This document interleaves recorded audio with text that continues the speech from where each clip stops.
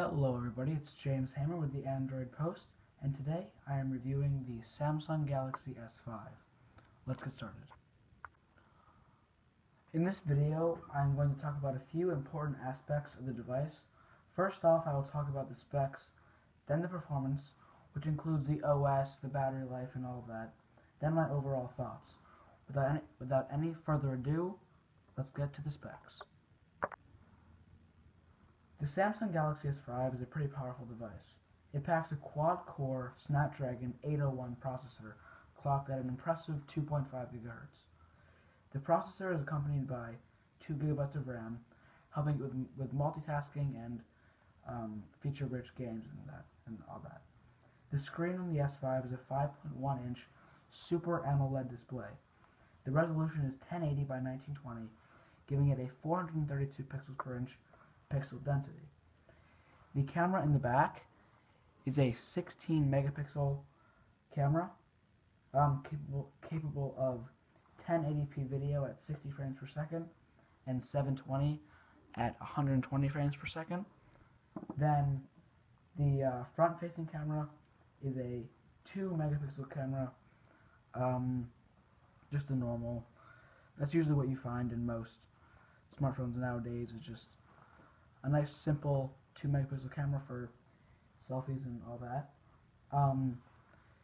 The screen looks great. If I go to the internet browser, you can see when zoomed in how crisp the text is. I don't know if you can see that on the camera, but it really does look great. And the whites are a lot whiter than most phones. Like, I compared it to the Galaxy S4, and on the Galaxy S4, which I never really noticed until comparing it to this, was a lot yellower than this. This is a nice, pretty much exactly what white should be. Now, with all those impressive specifications, the phone performs quite well, actually. So if I cancel out all these apps, you can see just simply opening up all of these, they all open up very quick. This just takes a little while to load because it's just got a lot of videos and all that. The camera app on and focuses already.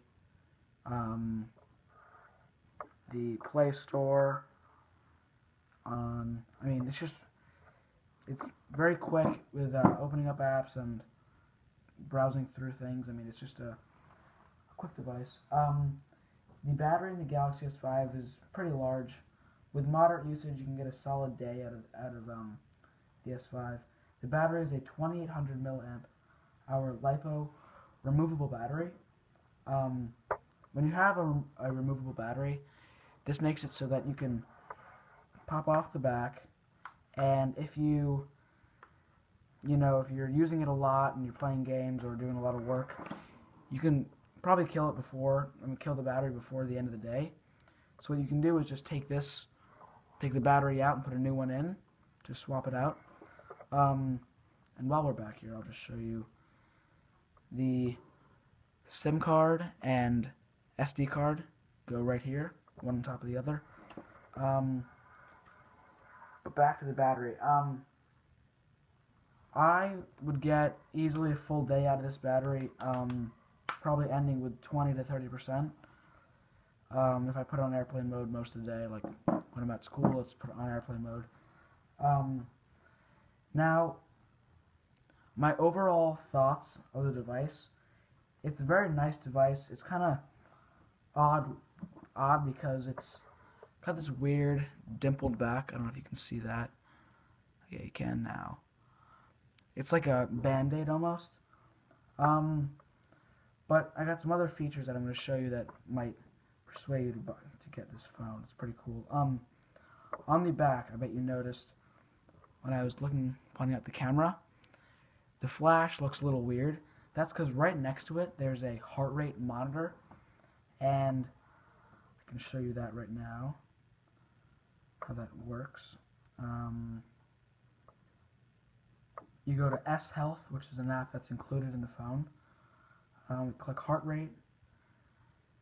Okay, and you just hold your finger right there. You gotta be quiet, so hold on.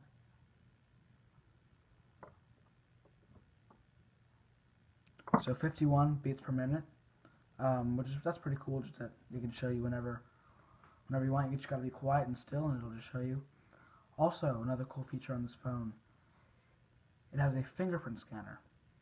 Now, it's not as nice as, you know, the 5S or the 6, but it's functional most of the time. So what you do is you swipe your finger across the fingerprint scanner, which is, yep, right there. You just swipe down.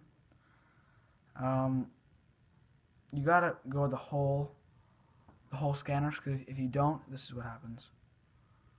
So you swipe the entire pad. Yes, I just didn't do it perfectly that time. So in just a second, I'll show you what it looks like in the...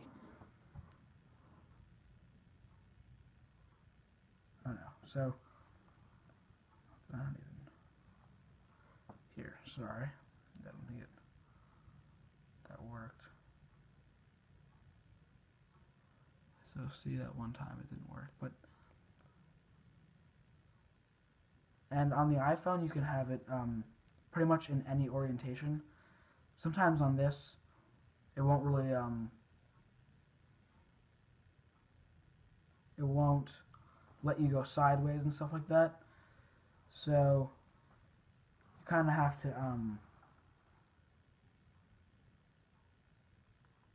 so now we'll try that. Well, you have to go straight down, you know. Oops, I didn't set it up. So, and I'll show you what I mean in a second. That sometimes it doesn't really work that well. Sometimes I have to turn on and off the device. So I don't know how to...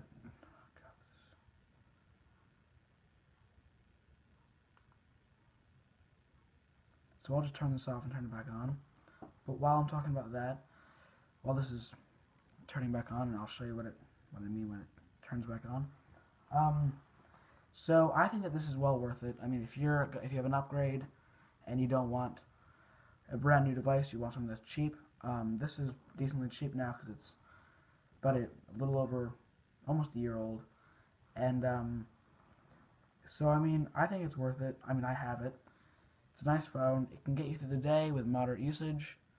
It's decent for gaming, but not as good as like a Note 4 or a LG G3. So here's the